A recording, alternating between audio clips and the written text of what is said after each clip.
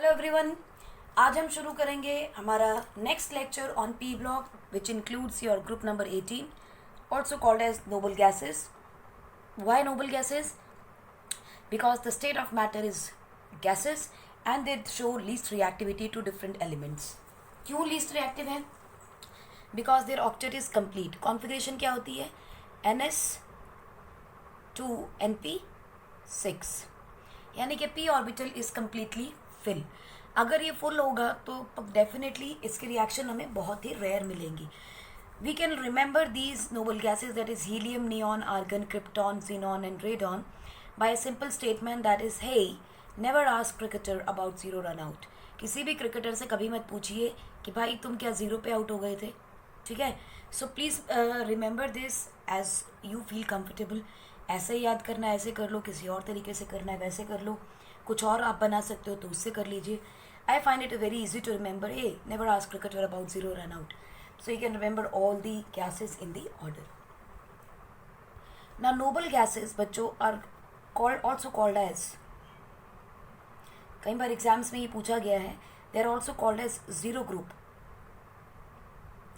and these are least reactive at room temperature.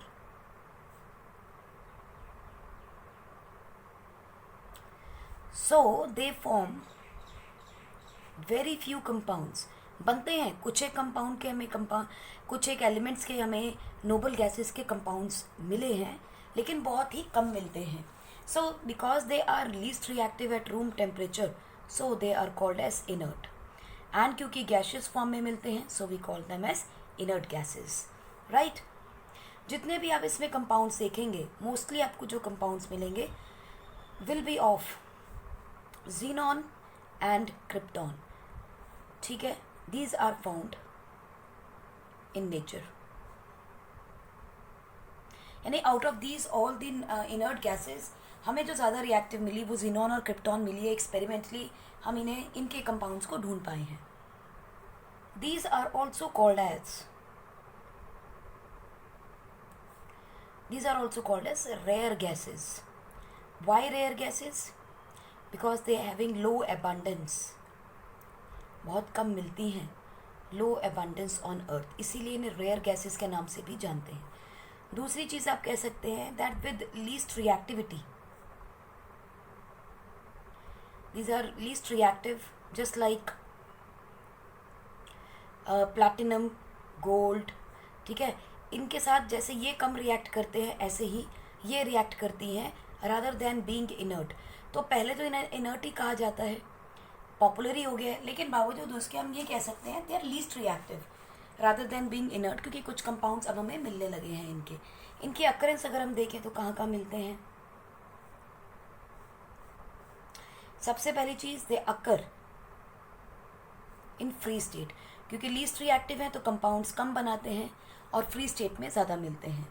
In atomic form यानी इसके molecules नहीं मिलते, they exist as atomic form like we have helium, neon, argon, krypton, xenon. लेकिन radon एक अकेला है जो कि मॉलिक्यूल फॉर्म में एग्जिस्ट कर सकता है, लेकिन ये सारे के सारे एटॉमिक फॉर्म में एग्जिस्ट करते हैं। This has been found experimentally that radon जो है वो एटॉमिक फॉर्म में नहीं मिला। Total percentage is only 1% by volume.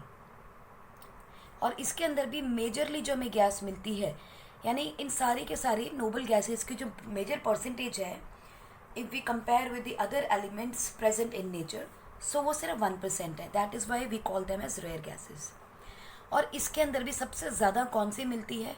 Maximum found is और majorly found is argon gas. इसीलिए आपने देखा होगा आर्गन भी काफ़ी ज़्यादा यूज़ होती है बल्ब के अंदर। It depends upon the availability.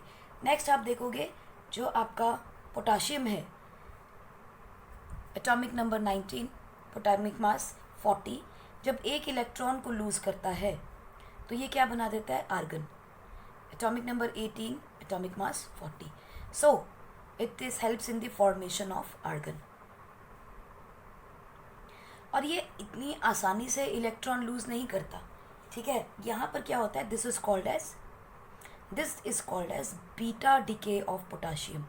तो इस पॉइंट को याद रखिएगा, that this is called as beta decay of carbon of potassium that helps in the formation of argon. इस पॉइंट को आपको ध्यान रखना है। If we look at the helium, it is a natural gas. It is a natural gas and इसकी percentage हमें 2 to 7% मिलती है इन नेचर। लेकिन हीलियम एंड नियॉन जो होते हैं बच्चों, इनके जो मिनरल्स होते हैं they are radio active.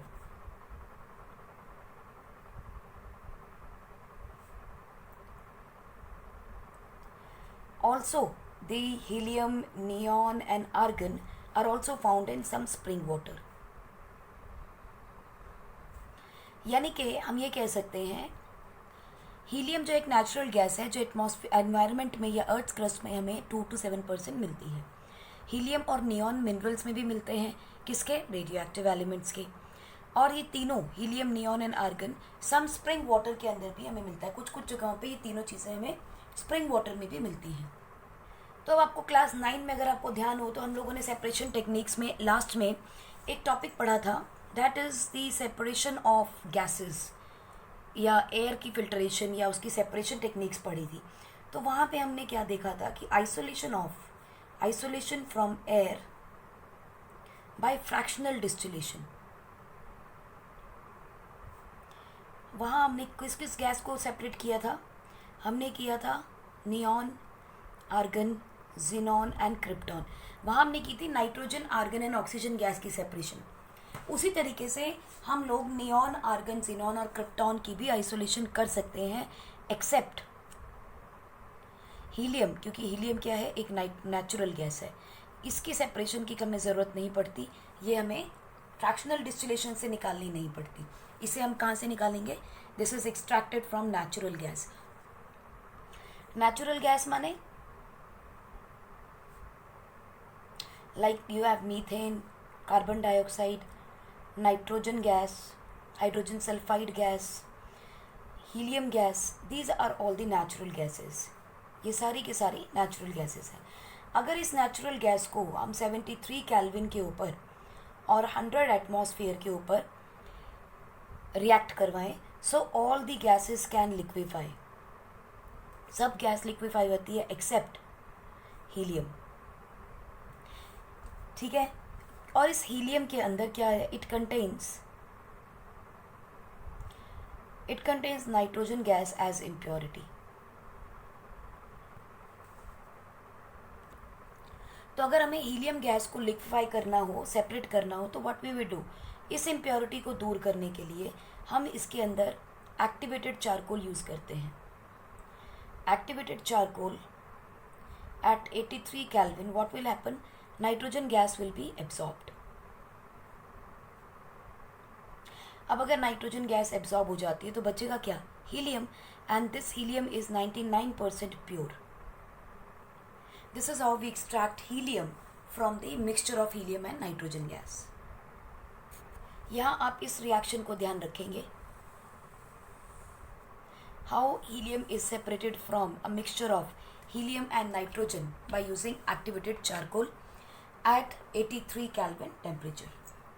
Similarly helium को हम एक और जगह से बना सकते हैं जब हम रेडॉन को बना रहे हैं। रेडॉन को बनाने के लिए बच्चों अगर हम देखें तो इसका एटॉमिक नंबर है 88, मास है 226। जब इसका डिकम्पोजिशन कर रहे हैं सो आपको क्या मिलेगा, 222 एंड 88 वाला isotope, plus you will gate radon use कर रहे हैं, रेडियम से आप रेडॉन बना रहे हैं। अगर रेडियम का डिकम्पोजिशन किया जाए तो आपको रेडॉन मिल जाएगा and you will gate helium. This reaction is actually use for formation of radon, but आप देखिए इसके अंदर बाय प्रोडक्ट में आपको हीलियम भी मिल रहा है, correct. So this can be taken as the formation of radon as well as helium gas. तो अगर कभी क्वेश्चन आए कि कैसे बन सकता है तो आप कह सकते हैं रेडियम से हम रेडॉन बना सकते हैं, क्योंकि रेडॉन जो रेडियम क्या है, it is a mineral of, what is that? It is the radioactive element. उस रेडियो एलिमेंट की डिकम्पोजिशन करेंगे तो हीलियम और रेडॉन मिल जाता है आपको. अब इसके अगर जनरल कैरेक्टरिस्टिक्स हम देखें तो क्या है? सबसे पहले इलेक्ट्रॉनिक कॉन्फ़िगरेशन देखिए. NS2 NP6 completely full, very stable configuration.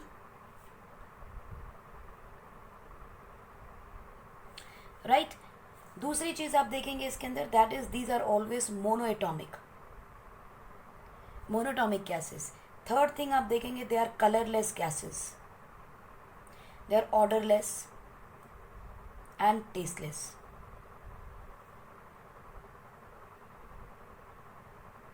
Correct? These all things, these are all the monatomic, colorless, orderless and tasteless gases. Correct? अब देखिए क्या हो रहा है.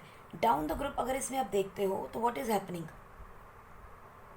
एटॉमिक रेडियाई जो है वो बढ़ेगा. करेक्ट. आयोनाइजेशन एनर्जी कम हो जाएगी. इलेक्ट्रॉन गेन एंथैल्पी जो है वो भी कम हो जाएगी, या तो ज़ीरो होगी या फिर बहुत लार्ज वैल्यूज़ होंगी.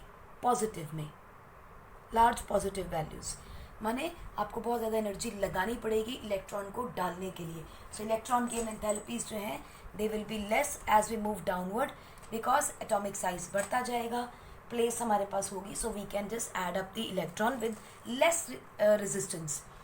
पीपी रिपल्शन जो है वो कम होगा, मगर as we move down the group electron gain enthalpy will decrease. At the same time melting and boiling point क्या होंगे? इंक्रीज कर जाएंगे. We know this trend. और यहाँ पे हीलियम का जो लेकिन मेल्टिंग पॉइंट होता है, this is important point to remember.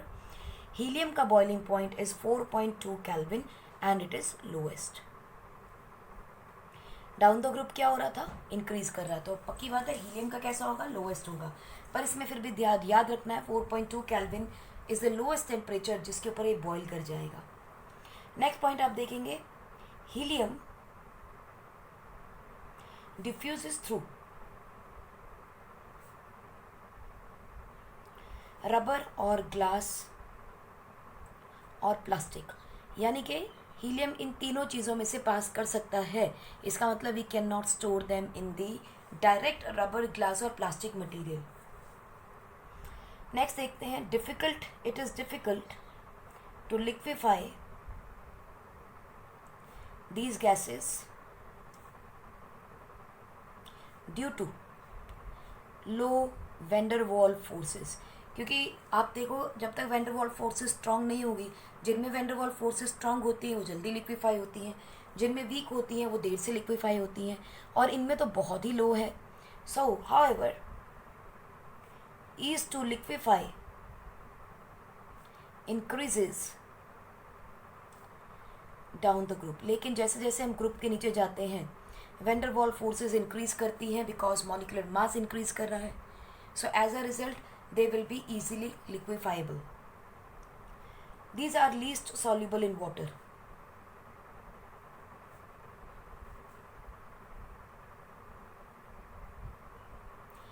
पानी में ये घुलती नहीं है जल्दी, ठीक है. These gases do not dissolve in water easily, but अगर अमंग दी इनर्ट गैसेस देखा जाए, इनकी सॉल्युबिलिटी चेक की जाए, then helium is least soluble as solubility increases down the group. क्यों इंक्रीज हो रही है? क्योंकि वेंडर वॉल फोर्सेस इंक्रीज कर रही हैं, and with water they will be forming the hydrogen bond. तो जैसे जैसे डाउनवर्ड आएंगे मॉलिकुलर मास इंक्रीज करेगा, हाइड्रोजन बॉन्ड के लिए जगह ज़्यादा मिलेगी, so they will start increasing the solubility. Correct? So these are the general characteristics of noble gases. Let us discuss certain chemical properties. Although we know due to NS2 NP6 configuration,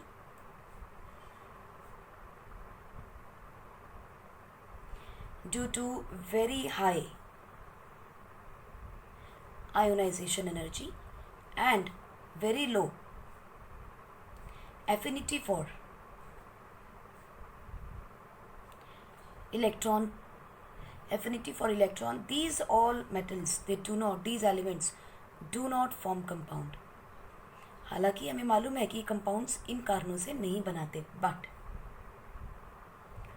in 1967 Neil Bartlett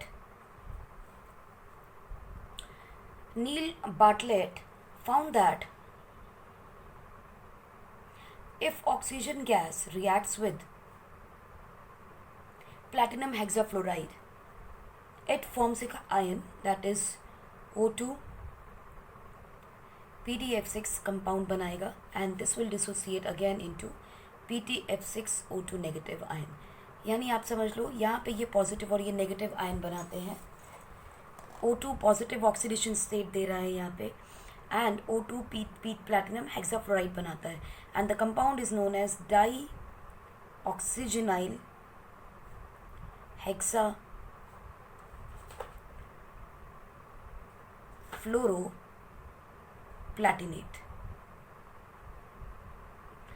अब आप देखिए, fluorine is more electronegative than oxygen, that is why oxygen is going to show a positive oxidation number with fluorine. ठीक है, so dioxygenyl hexafluoroplatinate within which the oxidation state of platinum is +5, और इसका colour होता है बच्चों red. तो नील Bartlett ने ये देखा कि जब प्लैटिनम हेक्साफ्लोराइड की रिएक्शन ऑक्सीजन के साथ हुई, यानी वो ऑक्सीडाइज हुआ, तो रेड कलर का एक कंपाउंड बना दिया which is called as dioxygenyl hexafluoride. अब देखिए, प्लैटिनम हेक्साफ्लोराइड जो है ना बच्चों, this is a very strong oxidizing agent है. करेक्ट. आप देखिए यहाँ ऑक्सीडेशन स्टेट क्या था, 0, यहाँ क्या हो गया +, so it is going to oxidize oxygen. So platinum hexafluoride is a very strong oxidizing agent. I hope you remember which is the strongest reducing agent. Lithium aluminium hydride. एक तो चीज़ हमें ये मिली कि प्लैटिनम हेक्साफ्लोराइड की reaction oxygen के साथ हो रही थी, ठीक है, और प्लैटिनम एक non reactive less reactive element है. करेक्ट. दूसरी चीज़ ऑब्जर्व की उन्होंने, also oxygen and xenon shared some similarities in number 1, ionization energy of oxygen and xenon are almost same. अगर आयोनाइजेशन एनर्जी ऑफ ऑक्सीजन देखें तो 1175 किलो जूल पर मोल है, और अगर xenon की देखें तो 1170 किलो जूल पर मोल है. करेक्ट. तो देखिए आयोनाइजेशन एनर्जी बराबर है. दूसरी चीज़ इसमें सिमिलैरिटी जो मिली, that was the molecular diameter. The molecular diameter of oxygen and that of xenon are almost same, which is 4 angstrom. दोनों का डायमीटर भी सेम है. वो कहते हैं जब आयोनाइजेशन एनर्जी सेम है, डायमीटर सेम है, तो जो रिएक्शन ऑक्सीजन की प्लैटिनम हेक्साफ्लोराइड के साथ हुई है, करेक्ट, तो xenon के साथ भी होनी चाहिए. ये उनके दिमाग की हाइपोथेसिस थी, ये उनके दिमाग की उपज थी कि अगर ऑक्सीजन में इतनी सिमिलैरिटी है और ऑक्सीजन प्लैटिनम फ्लोराइड के साथ रिएक्ट कर रहा है, तो इसको xenon के साथ भी रिएक्ट करना चाहिए. So he tried a reaction between platinum hexafluoride and xenon. उन्होंने करके देख लिया एक्सपेरिमेंट, कहते कर ही लेते हैं. प्लैटिनम हेक्साफ्लोराइड के साथ जब रिएक्शन किया तो बच्चों एक कंपाउंड बन के आया प्लैटिनम हेक्साफ्लोराइड, और xenon ने वही कंपाउंड बना दिया जैसा कि ऑक्सीजन के साथ बना था. करेक्ट. सो और इसका कलर कैसा निकला बच्चों? इसका कलर निकला orange yellow, orangish yellow colour मिला हमें इस कंपाउंड का. किसका? xenon के साथ जब हेक्साफ्लोराइड की रिएक्शन कराई, प्लैटिनम हेक्साफ्लोराइड की. So this gave us the ray, this gave a way to find more compounds of xenon. उन्होंने कहा अगर अब प्लैटिनम हेक्साफ्लोराइड के साथ जो रिएक्शन ऑक्सीजन का हो रहा है, वही रिएक्शन हमें जिनॉन के साथ भी मिल गया।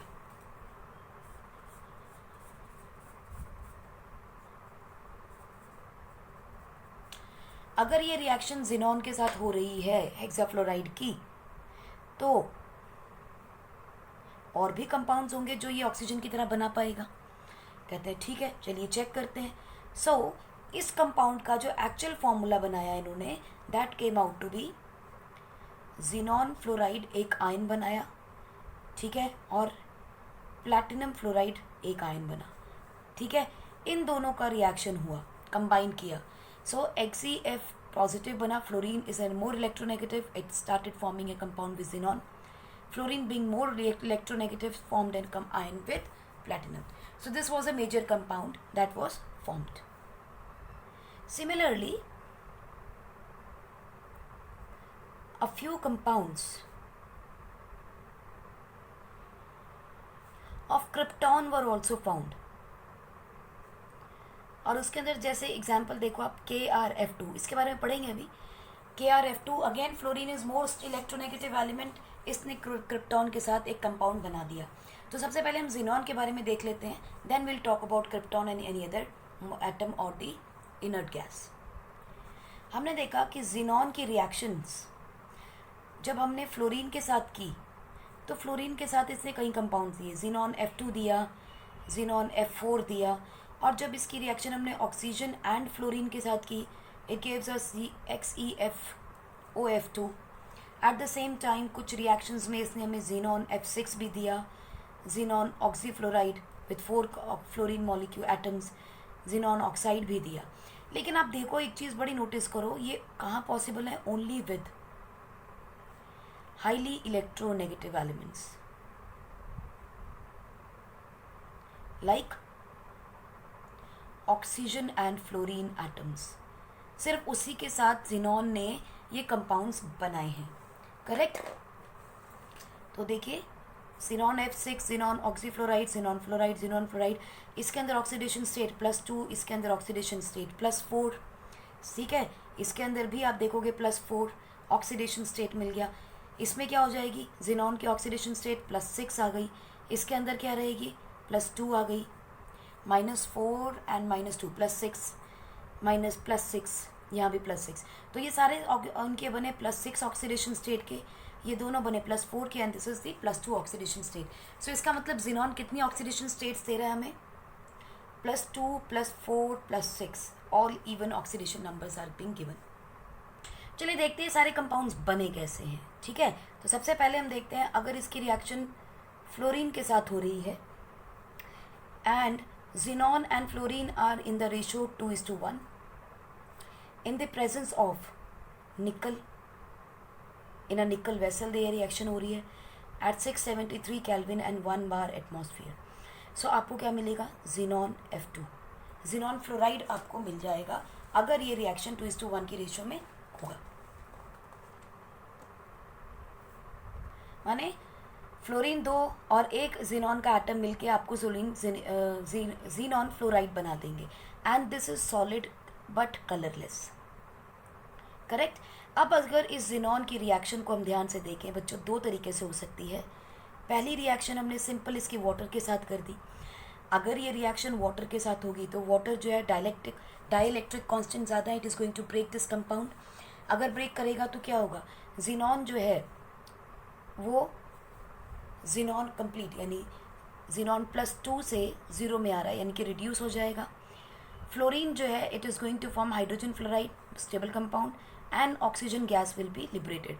सो आपको ध्यान रखना है, जिनॉन फ्लोराइड की जब रिएक्शन होगी तो आपको क्या मिलेगा? Oxygen, fluorine and the xenon gas, क्योंकि दोनों ही गैसेज होंगे, हाइड्रोजन फ्लोराइड भी निकल जाएगा, करेक्ट। दूसरा रिएक्शन आपके पास आएगा इसका NaOH के साथ, यानी किसी भी बेस के साथ। अगर किसी बेस के साथ इसकी रिएक्शन होगी तो क्या होगा?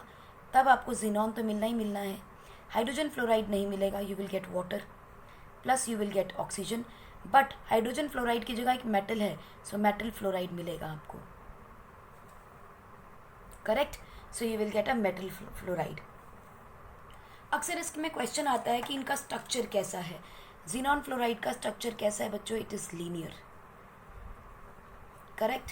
अब देखो इसमें लीनियर तो है, लेकिन इसकी अगर हम लोग ज्योमेट्री देखेंगे तो कैसी बनेगी? जिनॉन फ्लोराइड की ज्योमेट्री बनेगी बच्चों, एक लोन पेयर, दूसरा लोन पेयर, तीसरा लोन पेयर, ये रहा आपका मोस्ट इलेक्ट्रोपॉजिटिव एलिमेंट, दो फ्लोरीन है, इक्वेटोरियल पोजीशंस पे, एक्सियल पोजीशंस पे लग जाएंगे। ठीक है, this is how it is going to make the linear position. Next आप देखो टेम्परेचर बढ़ाने जा रहे हैं अब हम, ठीक है, and we are going to also increase the ratio of xenon and fluoride. देखिए कैसे, जिनॉन की अब रिएक्शन हम करने वाले हैं, 1:5 का रेशियो है, 1 is xenon, 5 is fluorine at 873 Kelvin. Temperature बढ़ा दिया, डेफिनेटली जिनॉन का ऑक्सीडेशन नंबर बढ़ जाएगा। प्रेशर भी बढ़ा दिया, प्रेशर बढ़ा दिया तो नंबर ऑफ मोल्स जो हैं वो कैसे हो जाएंगे? कम हो जाएंगे। अभी 1:5 की रेशो में है, इसका मतलब एक ये है तो 5 ये हैं, तो 6 फ्लोरीन 6 हो गया। ठीक है, so what is going to happen again? The vessel is going to be nickel, so it is going to produce xenon tetrafluoride. अब ये जिनॉन टेट्राफ्लोराइड जो होता है बच्चों, इसकी बहुत सारी रिएक्शंस हैं जो हमें ध्यान रखनी है। पहली रिएक्शन देखिए, अगर हम इसे -80 डिग्री सेल्सियस के ऊपर एक कंट्रोल्ड रिएक्शन कर दें इसका, तो हमें क्या होगा? ये डिसोसिएट कर जाएगा। ये डिसोसिएट करेगा, obviously -80 degree Celsius controlled reaction कर रहे हैं with water, it is going to produce xenon oxyfluoride plus it is going to produce hydrogen fluoride.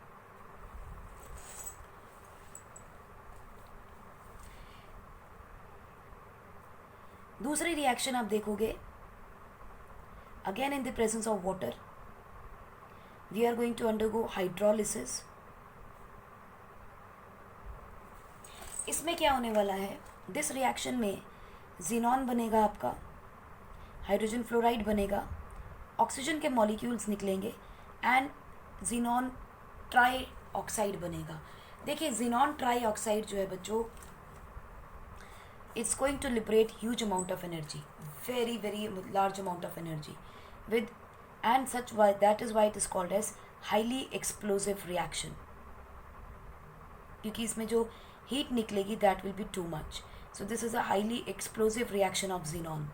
so xenon fluoride की अगर hydrolysis कर दें हम, so it is going to produce XeO3 and the production of this XeO3 is because of this is it is going to be highly explosive। बस इसमें होगा क्या? We will take 6 molecules of xenon fluoride, 12 molecules of water, and this is going to produce 4 molecules of xenon over here, 2 molecules of xenon oxide here, 3 molecules of oxygen and 2 molecules 24 molecules of hydrogen fluoride.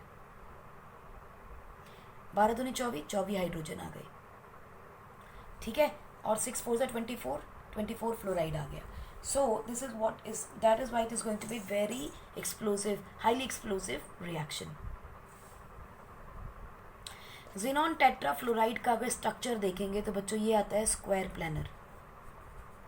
Square planar कैसे बनेगा? ये रहा आपका xenon, highly more electropositive element, fluorine fluorine fluorine and fluorine, 4 atoms आ गए and it is going to produce, these are the 2 lone pairs, right? अब देखिए कैसे हुआ। देखो एक इलेक्ट्रॉन ये रहा xenon का, एक इलेक्ट्रॉन ये रहा, एक इलेक्ट्रॉन ये रहा, एक इलेक्ट्रॉन ये रहा। ठीक है, 8 टोटल इलेक्ट्रॉन पार्टिसिपेट करने वाले हैं, इसका एक एक इलेक्ट्रॉन यहाँ पार्टिसिपेट कर रहा है, ये 2 इलेक्ट्रॉन बैलेंस बच गए, सो 4 और 4 8, सो 2 lone pairs will be there। for being a more stable configuration it is going to produce a square planar configuration। कुछ और कंपाउंड्स देखते हैं बच्चों xenon के। अगर xenon को xenon फ्लोराइड के रिएक्शंस देखेंगे अब हम, xenon फ्लोराइड्स है हमारे पास, ठीक है, माने 6Xc। चलिए एक और पहले रिएक्शन यहाँ पे कंप्लीट कर लेते हैं। That reaction is going to be in the ratio 1:20, यानी कि xenon आपका 1, फ्लोरीन एज 20। ठीक है, temperature is going to be 573 kelvin, 60 to 70 bar of the pressure and again nickel vessel. तो इस कंडीशन के अंदर हमें क्या मिलेगा? We will get xenon hexafluoride. xenon hexafluoride will be formed. और इसका स्ट्रक्चर क्या होता है बच्चों? इसका स्ट्रक्चर होता है डिस्टॉर्टेड ऑक्टाहेड्रल। इनके स्ट्रक्चर पे बहुत क्वेश्चंस आते हैं, इसीलिए मैं आपको मार्क करा रही हूँ कि this is the structural is the distorted octahedral structure. देखिए कैसा स्ट्रक्चर होता है ये।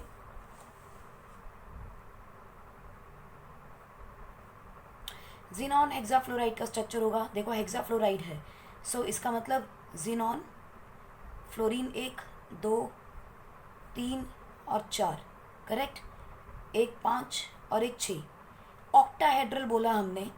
अब इसका मतलब क्या है, 1 2 3 4 5 6 ये बन गई, and you will get another lone pair, 1 lone pair will be there, क्योंकि 1 इलेक्ट्रॉन 2 इलेक्ट्रॉन 3 4 5 6 तो हो गए, लेकिन 2 एस ब्लॉक के एस ऑर्बिटल के 2 और इलेक्ट्रॉन्स रह गए which has not participated, so these are going to form the lone pair. So because of the presence of this it is going to form a octahedral structure.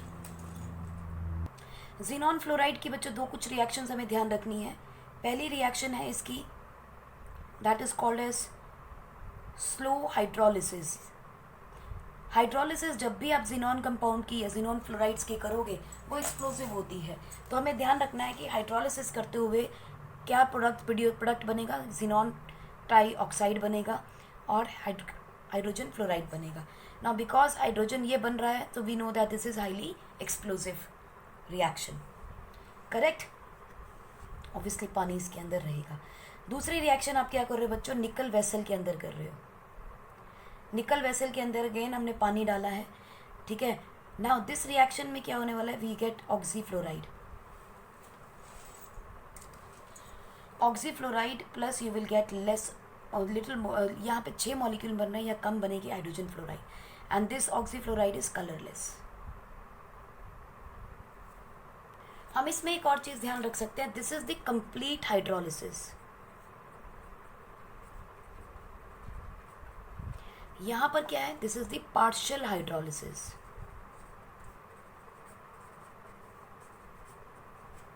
Partial hydrolysis का मतलब पानी थोड़ा कम होगा, तो देखो एक फ्लोरीन, कुछ fluorine इसके पास रह गया, कुछ इसके पास चल गया, डिवाइड हो गया।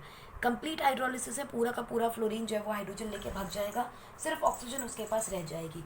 सो this is called as incomplete hydrolysis. So partial hydrolysis में हमेशा ऑक्सीफ्लोराइड बनते हैं, कंप्लीट हाइड्रोलिसिस में ऑक्साइड्स बन जाते हैं, करेक्ट। अब हमारे पास मेजरली जो फ्लोराइड्स आ गए वो कौन से हैं, XeF2, डाईफ्लोराइड, टेट्राफ्लोराइड, हेक्साफ्लोराइड, ये हमारे पास फ्लोराइड्स आ गए। Now these xenon fluorides if reacts with any of the fluorine acceptors, any of the fluoride ion acceptor। अब फ्लोराइड आयन एक्सेप्टर कौन से होंगे, जिनके पास एक आधी वैकेंसी पड़ी होगी फ्लोरीन को लेने की, यानी कि थोड़े से लेस इलेक्ट्रोपॉजिटिव होने चाहिए, मोर इलेक्ट्रोपॉजिटिव होने चाहिए। Any metal fluoride will give you the fluoride ion acceptor, क्योंकि फ्लोरीन कैसा है, मोस्ट इलेक्ट्रोनेगेटिव। अगर इसे कोई भी इलेक्ट्रोपॉजिटिव एलिमेंट मिलेगा तो डेफिनेटली ये उसके साथ रिएक्ट करेगा। जीनॉन से ज़्यादा इलेक्ट्रोपॉजिटिव जो भी होंगे, like we have phosphorus pentafluoride, we have antimony pentafluoride, और any metal fluoride can be reacted, ठीक है। तो हमें क्या मिल जाएगा, अब ये प्रोटीन देखो फ्लोराइड लेके भाग जाएगा तो क्या बनाएगा, XeF नेगेटिव, FeX पॉजिटिव, क्योंकि इसका एक फ्लोरीन हो गया और इसने एक फ्लोरीन ले लिया तो ये नेगेटिव बनाएगा। यहाँ देखिए XeF3 positive, SbF6 negative. Similarly any metal XeF5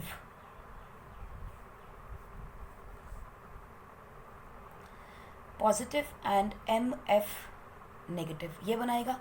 लेकिन अब देखिए यहाँ पे क्या होगा, ये जो MF नेगेटिव है इसमें क्या होगा, क्योंकि मेटल जो है खुद को पॉजिटिव ही रखने वाला है, so this is going to actually form XeF7 positive and Fe7 negative and M positive. सो ये कंपाउंड बनने वाला है, यहाँ पे मेटल इसके साथ कनेक्ट कर जाएगा, so there is a combination reaction that is going to happen. और यहाँ पर ये मेटल कौन से होते हैं, any S block element, specifically group 1, ठीक है। सोडियम, पोटाशियम, रुबीडियम, सीजियम, कोई भी हो सकता है इनमें से। So this is what is going to happen with the fluoride ion acceptors अगर xenon fluoride के साथ react करेंगे तो. Now let's look at the compound of xenon, that is xenon oxide. हमारे पास xenon oxide बच्चों दो तरह का आता है, XeO3 या फिर XeO4. ठीक है, फॉर एग्जाम्पल देखते हैं. xenon ऑक्साइड का एक कंपाउंड बन गया विद सोडियम Ne4XeO6, या फिर आप देखिए बेरियम के साथ बना दिया इसने XeO6. Now these ones are going to react with concentrated H2SO4 at room temperature. देखिए कॉन्सेंट्रेटेड है तो टेम्परेचर ज़्यादा बढ़ाने की ज़रूरत ही नहीं है. सो व्हाट विल हैपन, आपको क्या मिलेगा, you will get xenon oxide. और ये xenon ऑक्साइड की कॉन्फ़िगरेशन कैसी रहेगी, sp3 टेट्राहेड्रल. करेक्ट. स्ट्रक्चर देखेंगे तो कैसा बनेगा, xenon double bond O double bond O double bond O double bond O बन गया xenon ऑक्साइड. सो xenon ऑक्साइड बनाना बहुत आसान है. किसी भी metal hexa oxide of xenon ले लीजिए, ठीक है, उसका कॉन्सेंट्रेटेड सल्फ्यूरिक एसिड के साथ रिएक्ट कीजिए, you will get your xenine oxide. We are not showing the byproducts over here, we're just talking about the major product. xenon oxide के trioxide कैसे बनता है ये हम अभी देख के ही आ रहे हैं. अगर xenon फ्लोराइड है उसकी स्लो हाइड्रोलिसिस करते हैं, स्लो हाइड्रोलिसिस मगर कैसी, complete, slow but complete hydrolysis. Slow क्यों कर रहे हैं, क्योंकि ये रिएक्शन जो है हाईली एक्सप्लोजिव है. अगर फास्ट करेंगे तो ये बीकर को तोड़ देगी and it can be uncontrolled, can cause the damage. इसीलिए स्लो हाइड्रोलिसिस करते हैं, नहीं थोड़ा थोड़ा पानी डालते हैं. So what we get, xenon oxide plus hydrogen fluoride is formed. Correct. Similarly आप xenon टेट्राफ्लोराइड के साथ कर लीजिए. Again in the same way you will get 12 molecules of water, 6 molecules of xenon fluoride. You will get xenon oxide 2 molecules plus you will gate 4 of xenon plus 24 hydrogen fluoride, and you will get 3 molecules of oxygen gas will be liberated. This is what is you're going to get in case of xenon tetrafluoride, right? अब ये जो xenon 6 वाली reaction है ना बच्चों, कि xenon F6 is going to give you xenon oxy 3. आपको क्या लगता है ये एक ही बार में रिएक्शन हो गया होगा पानी के साथ? नो. ये रिएक्शन कई बार एग्जाम में आ सकती है बच्चों. It occurs in 3 steps. क्या है वो 3 स्टेप्स, चलो देखते हैं. स्टेप नंबर 1, xenon हेक्साफ्लोराइड जब वाटर के साथ रिएक्ट करता है तो पहले ये ऑक्सीफ्लोराइड बनाता है और एक हाइड्रोजन फ्लोराइड का मॉलिक्यूल रिलीज कर देगा, 2 molecules of hydrogen fluoride. Now what is going to happen, xenon oxyfluoride फिर पानी के साथ रिएक्ट करेगा and balance reaction already है हमारे पास. then again it is going to form xenon difluoride oxyfluoride plus 2 molecules of hydrogen fluoride will be formed. correct. now again xenon O2F2 जब water के साथ रिएक्ट करेंगे तो what you will get, xenon O3 plus hydrogen fluoride. look at it, every time 2 hydrogen fluorides are being released in this reaction. That is why we get 6 hexafluoride over here, right? इसको sum up करेंगे, reaction को add कर दीजिए तो आप देखिए ये cancel हो जाएंगे, ठीक है. उसके बाद आप देखिए ये दोनों भी कैंसिल हो जाएंगे, ठीक है. How many water molecules you need, xenon fluoride के लिए I need 3 water molecules and it is going to produce xenon oxide plus how many hydrogen fluoride, 6 hydrogen fluoride will be produce. This is the complete reaction, ठीक है. और ये problem है इसकी, that this is highly explosive. This is highly explosive in nature. Highly explosive in nature का मतलब क्या होता है, basically it is unstable, it is not going to be highly stable. बहुत जल्दी से टूटना चाहेगा, एनर्जी को रिलीज कर देगा to become stable. So xenon का स्ट्रक्चर मैं आपको ऑलरेडी बता चुकी हूँ that it is tetrahedral with sp3 configuration.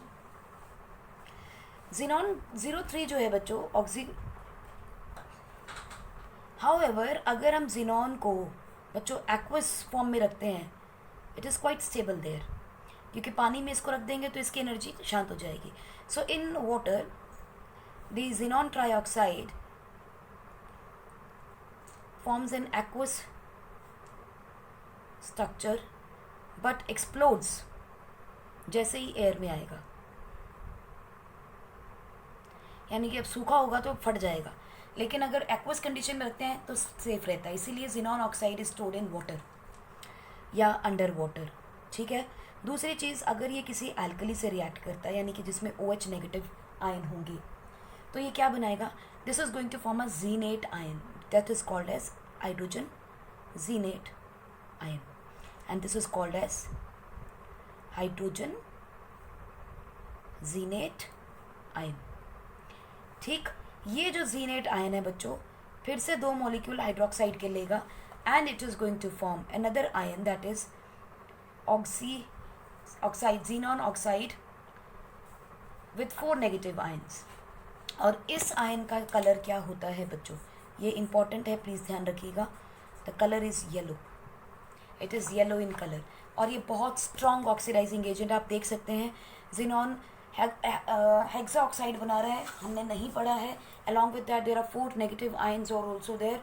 इसका मतलब ये 2 ऑक्सीजन के मॉलिक्यूल्स मिनिमम लूज करना चाहेगा, या 4 मॉलिक्यूल्स लूज करना चाहेगा to form a stable form. Along with that we get xenon, we get oxygen, plus we get water. Now this is a very strong oxidizing agent. अब आप देखिए यहाँ पे क्या हो रहा है, 4 था, 4 माइनस, यानी कि ऑक्सीडेशन स्टेट जिनॉन की निकालोगे तो क्या होगा, दिस इज +1 - 2, यानी कि 7 उधर जाएगा, 7 - 1 6, यहाँ +6 ऑक्सीडेशन स्टेट जिनॉन की आपको मिल रही है। करेक्ट। यहाँ कितनी मिल रही है आप देखिए, 6 दूनी 12, 12 12 12, -12 ऊपर जाएगा, प्लस हो जाएगा -4, यानी कि 8 का तो ऑक्सीडेशन नंबर ही नहीं आएगा। सो इसका मतलब इसका भी ऑक्सीडेशन नंबर क्या है, समवेयर अराउंड 6 ही आ रहा है, विच इज़, चलिए अब मान के चलते हैं इसके, it is coming out to be 8, और यहाँ क्या है 0। सो देखिए +6 से +8 में आ रहा है, इंक्रीज कर रहा है, यानी कि ऑक्सीडेशन हो रही है। +6 से 0 में आ रहा है, इसका मतलब रिडक्शन हो रही है। So this is an example of disproportionation reaction. देखिए पुरानी चीज़ों को भूलना नहीं है, उसे साथ लेके चलना है, बेसिक कॉन्सेप्ट्स याद रखने हैं हमें। सो डिसप्रपोर्शनेशन रिएक्शन क्या होता है, when the same element is going under oxidation as well as reduction. चलिए जिनॉन का नेक्स्ट कंपाउंड देखते हैं, दैट इज जिनॉन ऑक्सीफ्लोराइड। अब जिनॉन के ऑक्सीफ्लोराइड हमने कई सारे देखे जब स्टेप रिएक्शन कर रहे थे। हमने देखा xenon oxyfluoride with 2 molecules, 2 atoms of fluorine, या 4 एटम्स ऑफ फ्लोरीन, या फिर 2 atoms of oxygen and 2 atoms of fluorine. तीनों ही देखे हमने, तीनों ही ऑक्सीफ्लोराइड्स हैं, और हम तीनों की बात करने वाले हैं यहाँ पे। सो सबसे पहली चीज़ देखते हैं हम लोग, xenon oxy with 2 atoms of fluorine. Correct. देखिए कैसे बनेगा, इसकी प्रेपरेशन देखते हैं। जिनॉन फ्लोराइड था, ऑक्सीफ्लोराइड बनाना है, मतलब मुझे इनकम्प्लीट हाइड्रोलिसिस करनी है, एट द सेम टाइम वो स्लो होनी चाहिए। तो स्लो हाइड्रोलिसिस है, पार्शियल हाइड्रोलिसिस है, और हमने कहा था कि ये पानी के अंदर स्टेबल ऑक्साइड बनाता है। इसका मतलब अगर टेम्परेचर को भी कम कर दूं तो वाटर मॉलिक्यूल गैस की फॉर्म में लिबरेट नहीं होगा, तो I have to keep it under the very low temperature. Low temperature control करने के लिए हेल्प करता है इस रिएक्शन को। ठीक है। So this reaction will be controlled at -80 degree Celsius. It is going to form xenon oxyfluoride plus 2 hydrogen fluoride will be formed. अब जिनॉन ऑक्सी 2 फ्लोराइड है, इसका मतलब फ्लोरीन जो है स्ट्रक्चर अगर देखें तो fluorine has to be at the axial positions and oxygen has to be at the equatorial position. कहाँ लगा सकते हैं ऑक्सीजन को, देखेंगे अगर स्टेबिलिटी कॉन्सेप्ट तो it has to be over here, तो बाकी क्या होंगे, lone pair. Correct. So what is this, this is a T shaped structure. Configuration क्या है इसकी, sp3d2, 4 1 2 3 4 5, sp3d कॉन्फ़िगरेशन रहेगा। ठीक। चलिए नेक्स्ट हम देखते हैं हमारे पास क्या है, we have xenon oxy tetrafluoride. इसमें भी देखो ऑक्सीफ्लोराइड बन रहा है, ये तो कंफर्म्ड है कि पार्शियल हाइड्रोलिसिस होना है, स्लो हाइड्रोलिसिस होना है, ये भी क्लियर है। लेकिन किसका होना है वो देखते हैं। जिनॉन हेक्साफ्लोराइड ले लेते हैं, वहाँ टेट्रा लिया था, यहाँ हेक्सा ले लेते हैं। इसके अंदर आपने पानी मिलाया, स्लो हाइड्रोलिसिस किया, पार्शियल हाइड्रोलिसिस किया, तो आपको क्या मिल गया, xenon oxy tetrafluoride plus two hydrogen fluoride. ठीक है, एक तरीका तो ये रहा मेरे पास क्रिएट करने का। दूसरा तरीका क्या है, दूसरा मेथड क्या है मेरे पास? दूसरा मेथड मेरे पास है, अगर मैं इसकी रिएक्शन सिलिकॉन डाइऑक्साइड के साथ 50 डिग्री सेल्सियस पे कर दूँ। सिलिकॉन डाइऑक्साइड, मुझे तो कोई भी ऐसी चीज़ चाहिए जो फ्लोरीन को लेके भाग जाए। एनी फ्लोरिनेटिंग एजेंट चाहिए मुझे, fluorine accepting, fluorine ion accepting atom चाहिए, मॉलिक्यूल चाहिए, कंपाउंड चाहिए। So I took silicon oxide. So what happen with silicon oxide? बनना तो वही है, जिनॉन ऑक्सीटेट्राफ्लोराइड, लेकिन हाइड्रोजन फ्लोराइड की जगह यहाँ क्या बन जाएगा? Silicon fluoride. Very simple. ठीक है, अब ये जो सिलिकॉन आपका ये जिनॉन फ्लोराइड बना है, this is quenched with, it is quenched immediately, quenched मतलब डुबोना, भिगो देना, immediately with solid carbon dioxide to prevent क्या? फ्लोरीन का लिबरेशन ना हो, उसको बचाने के लिए कार्बन डाइऑक्साइड के साथ डाल दिया ताकि ऑक्सीडेशन ही ना हो इसका आगे further. So to prevent formation of XeO3, XeO3 ना बने इसके लिए हमने फटाफट से इसको क्या किया? सॉलिड कार्बन डाइऑक्साइड के साथ रिएक्ट कर दिया। सॉलिड कार्बन डाइऑक्साइड के साथ सेव करने की वजह से ऑक्सीजन का कॉम्बिनेशन फ्लोरीन के साथ नहीं होगा, ऑक्सीफ्लोराइड फर्दर नहीं रिड्यूस होगा, ऑक्सीडाइज नहीं होगा। जिनॉन टेट्राफ्लोराइड से जिनॉन ऑक्साइड नहीं बनेगा। सिमिलरली देखिए, एक और रिएक्शन करके देखते हैं। सिलिकॉन ऑक्साइड के साथ ही की है हमने। अगर ये टेम्परेचर 50 डिग्री सेल्सियस ना करके हम रूम टेम्परेचर पे कर डालें तो क्या होगा? जिनॉन ऑक्साइड बनेगा और सिलिकॉन फ्लोराइड बन जाएगा, and this is going to be highly explosive.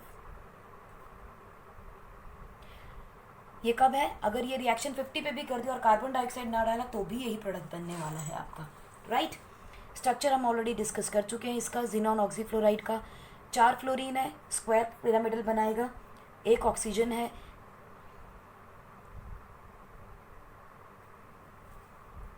और 1 लोन पेयर हो जाएगा। सो इसका एक स्ट्रक्चर देखिए कैसे बनेगा। Xenon fluorine fluorine fluorine fluorine at square pyramidal structures, and we will get oxygen, double bond oxygen and 1 lone pair.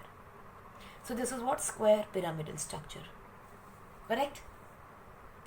हाँ, क्योंकि ये जिनॉन ऑक्सीफ्लोराइड है, यानी कि इसके पास अभी भी कैपेसिटी है कुछ फ्लोरीन को लूज करने की। सो अगर हम फर्दर इसके वाटर के साथ ही रिएक्शन कर दें तो जिनॉन O2F2 बना सकता है विद 2HF। अगर फिर और फर्दर कर दे तो क्या होगा?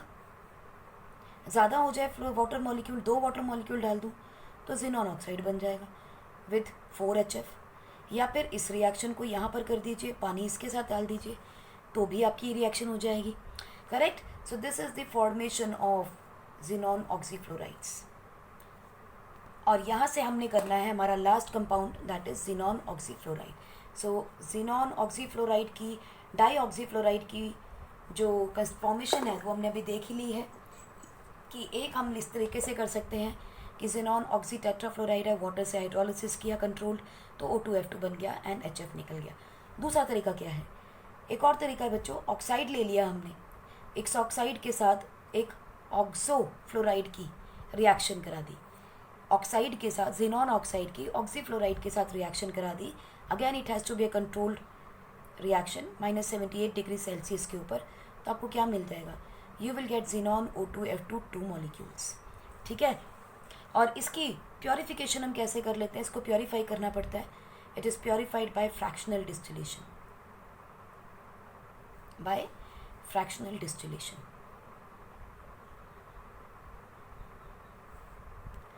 इसका स्ट्रक्चर अगर देखें जिनॉन O2F2 का, तो जिनॉन आ गया सेंट्रल एटम, F2 हैं तो सबसे पहले उसको आप एक्सियल पोजीशंस पे लगा दीजिए। 2 ऑक्सीजन है, 1 ऑक्सीजन यहाँ लगाएंगे, बैलेंस हो जाएगा structure, and we will make a lone pair over here. Now look at it, it is a seesaw structure, seesaw shape, and we also can say it as distorted trigonal bipyramidal.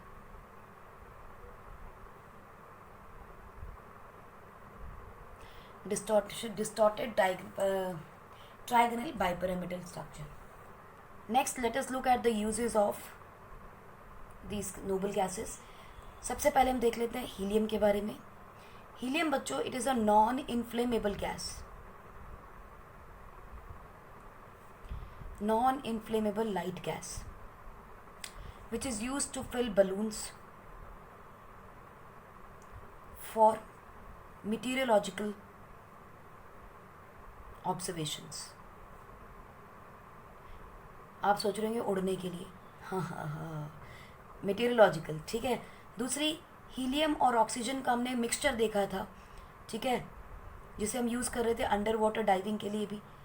Mixture for artificial, ये हमने chapter solution में पढ़ा था कि जो Bent's होते हैं आपकी अंडर वाटर डाइविंग की वजह से ब्लड वेसल्स के अंदर, उसको प्रिवेंट करने के लिए यूज़ किया जाता है.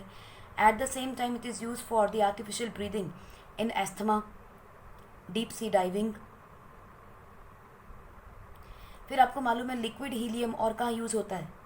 It is use as a cryogenic fluid to lower temperature,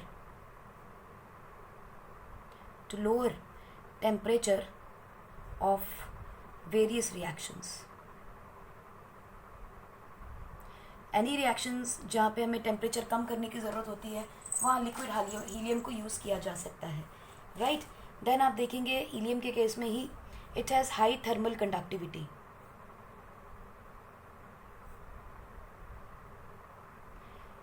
High thermal conductivity and inert nature.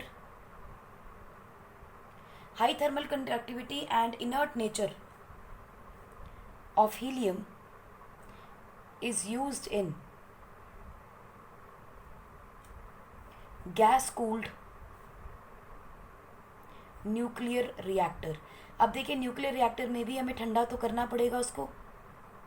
ठीक है, तो ऐसी जगह पे हम हीलियम को यूज़ करते हैं. न्यूक्लियर रिएक्टर हीलियम को यूज़ करते हैं क्योंकि थर्मल कंडक्टिविटी को रोकता नहीं.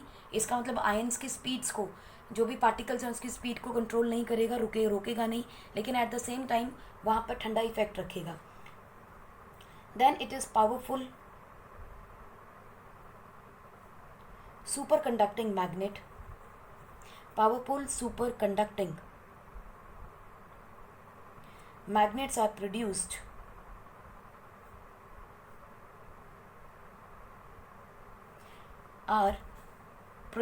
and maintained. Powerful superconducting magnets are produced and magnetic rays are produced and these are maintained, like in case of we will say spectroscopy, spectrometers के अंदर जिससे हम स्पेक्ट्रोस्कोपी कंडक्ट करते हैं, या एमआरआई, वहाँ भी हीलियम का बहुत ज़्यादा यूज़ किया जाता है. ठीक है. Last but not the least, it is used to create inert atmosphere during welding of magnesium and aluminium which are easily oxidized.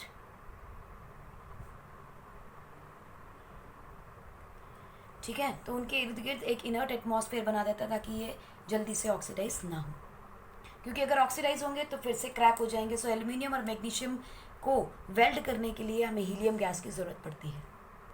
Before we look at the neon and argon, let us first look at krypton and neon gases and xenon gases. Krypton and xenon, देखिए, these are used for filling incandescent lamp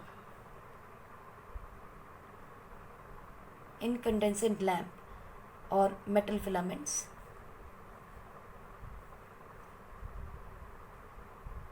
of electric bulb. ये सबसे important है जो आपको ध्यान रखना है for xenon and krypton. इसके अलावा xenon जो है is used in lab for detecting monsoons,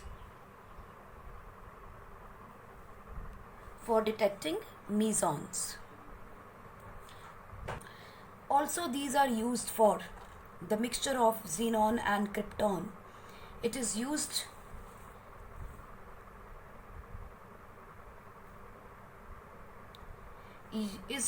in some flash bulbs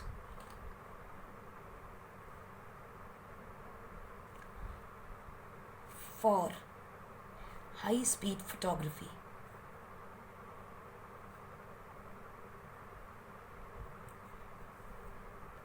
Now let us move on to neon. Neon सबसे पहली चीज़ है to fill discharge tubes.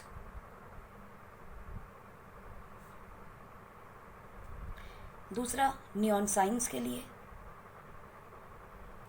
Neon bulbs के लिए. तीसरी आप देखोगे फिलिंग सोडियम वेपर लैम्प्स, उनके अंदर भी नियॉन भरा जाता है. ठीक है. इसके अलावा आप देखोगे नियॉन कैरियर्स होते हैं. It neon carries extremely high current.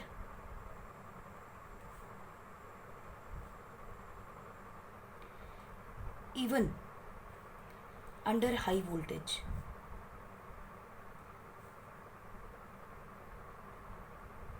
मतलब मेल्ट नहीं करता. इसका मतलब इसका बॉइलिंग पॉइंट हाई है. सो used safely. So it is used in safety devices for protecting electrical instruments,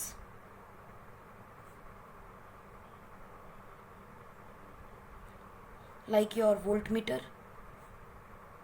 ये अचानक से करंट ज़्यादा हो गया तो ऐसा ना हो कि वोल्टमीटर जो है वो शॉर्ट सर्किट ही हो जाए. ठीक है. Rectifiers,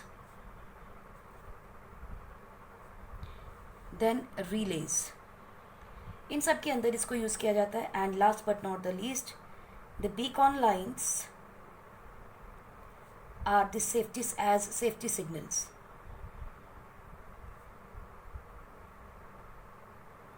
for air navigators.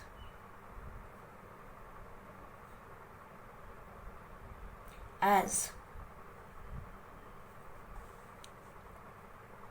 it can penetrate fog powerfully. Neon बहुत ज़्यादा फॉग में भी काम करता है. इसीलिए आपने देखा होगा आजकल नियॉन लैम्प्स आते हैं कार्स के अंदर, सो दैट, या डीफॉगर्स जो आपके फॉग लैम्प्स होते हैं उसमें नियॉन होती है, so that it can penetrate deep into the fog. Let's look at the uses of argon. It is used in filling electric bulbs. बचपन से पढ़ते आ रहे हैं हम लोग. Number 2, inert atmosphere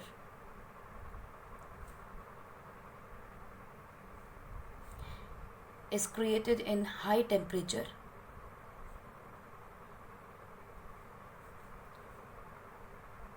metallurgic processes. For example welding में बहुत ज़्यादा हाई टेम्परेचर होता है, फिर भी इनर्ट एटमॉस्फेयर चाहिए होता है हमें ताकि ये मेटल्स जो है वो प्रॉपरली रिएक्ट कर सके. या वेल्डिंग ऑफ मेटल्स कह लो आप, अलॉयज़ की वेल्डिंग कह लो.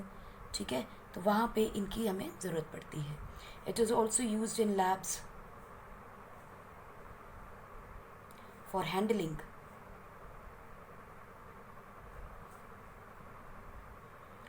substances that are air sensitive, क्योंकि ये इनर्ट बना देता है उनको. करेक्ट. इसके अलावा आप देख सकते हैं it is used in gas chromatography.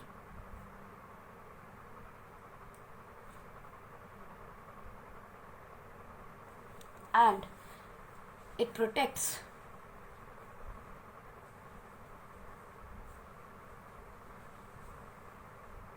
metal surfaces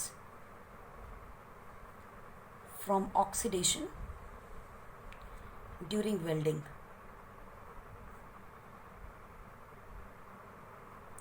of steel. अगर स्टील को वेल्ड करना हो तो भी ये उसके मेटल सरफेस को ऑक्सीडेशन होने से बचाता है, इसीलिए वेल्डिंग में इसको यूज़ किया जाता है.